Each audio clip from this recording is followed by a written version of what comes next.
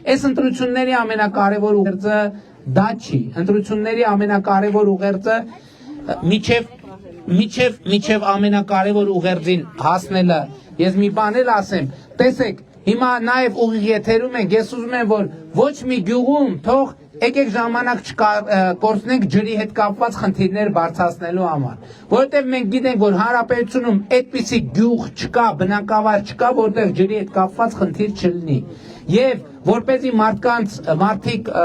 ամբողջությամբ արձանագրեն, որ մենք հարցի լրջությունը շատ խորը գիտակցում ենք, դրա համար մենք ասում ենք հետեւյալը, ասում ենք ոնց որ նախորդող շրջանում մեր առաջնահերթությունը եղել է խաղաղության օրակարգը, առաջիկա 5 տարիներին մեր 5 առաջնահերթություններից մեկը ըլնելու է ջրի հետ կապված հարցերը, ոռոգման ջուր եւ խմելու ջուր։ Դրա համար ես խնդրում եմ դուք էլ, որ ուրիշ տեղերում եք ջրի հետ կապված հարցերով խոսացել ենք, եկեք դրա վրա նույնիսկ ժամանակ չկորցնենք։ Դա արձանագրած է, գիտենք եւ կանենք անպայման։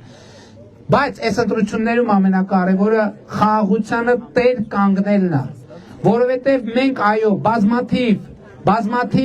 մենք իրար հետ դժոխքի միջով ենք անցել ժողովուրդ։ Մենք դժոխքի միջով անցել ենք, բայց մենք հասել ենք մեր ավետյաց երկրին, մեր երազանքների երկրին, մեր երկրին, մեր հայրենիքին, Հայաստանի Հանրապետությանը, որը այսօր ավելի անվտանգ է, քան երբևէ, ավելի խաղաղ է, քան երբևէ, ավելի պետություն է, քան երբևէ, ավելի ինքնիշխան է, քան երբևէ։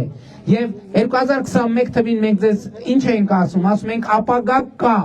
այդ ժամանակ ապագան այո կասկածի տակ էր, այսօր մենք եկել ենք ասել, որ ապագան այսօր